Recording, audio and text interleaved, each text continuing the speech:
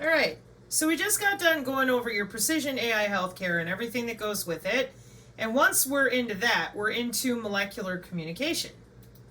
And again, that is not my bread and butter. However, molecular communication uses your molecules to signal one another. So we're going to watch a video. Molecular communication is simply communicating with molecules. Yep. That's it. But where is molecular communication used? And why are engineers interested? In this video, I'm introducing molecular communication, both the actual communication itself and the field of engineering, the same name. Then I will share two different perspectives for how we're inspired to do molecular communication engineering research. Communication networks like the internet connect together large numbers of devices. If two devices can signal to each other without needing help from a third device, then this is the smallest possible unit in a communication network.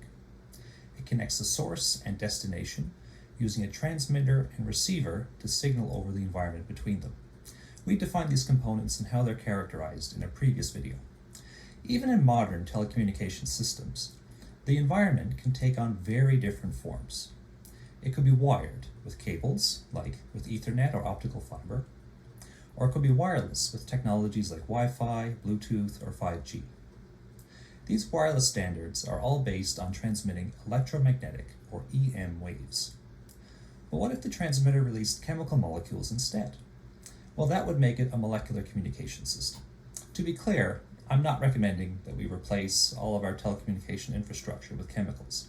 But what if we wanted to model signaling between entities that do use molecules to communicate?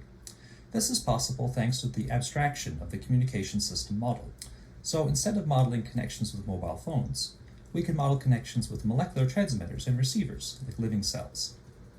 This means that we can take communication engineering theory and apply it to molecular signaling. In short, that is molecular communication engineering, designing and analyzing communication systems where the signaling between transmitters and receivers relies on molecule propagation. Now this... Okay.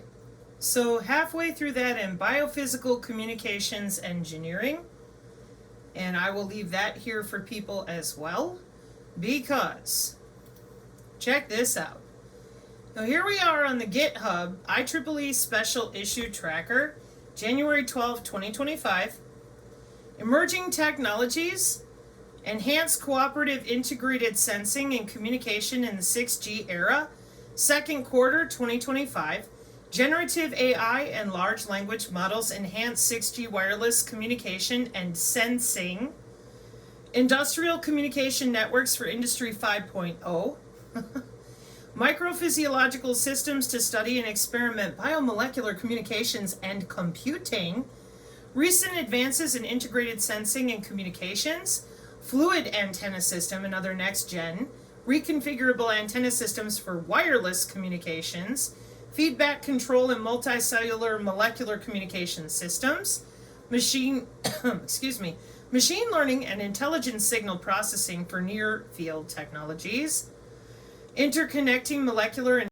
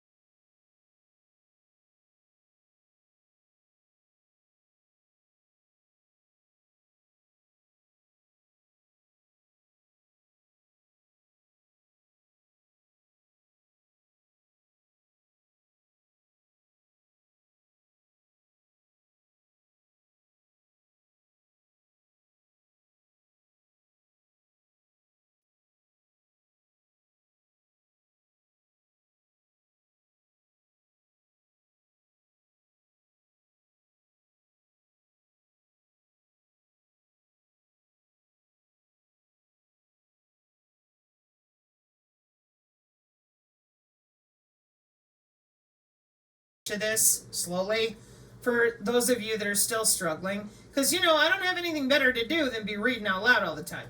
But what I'm going to tell you is that you can't continue to sit around and listen to people who lie to you about biosensors. And anybody who continues to say, well, I can't read this right here, okay? And then they tell you, man, I can't read any of this. I don't know what this is. I can't verify if it's real, etc., etc. I would run the opposite direction because, see these up here, the Communication Society? Let me just open these for you quick so you understand how very serious this is. We're talking about our vehicle to everything, our Department of Transportation. Hang on. Signal Processing Society. No, I want you. Okay? Yeah. These are the big boys. So, yeah, there's your International Conference on Acoustic Speech and Signal Processing.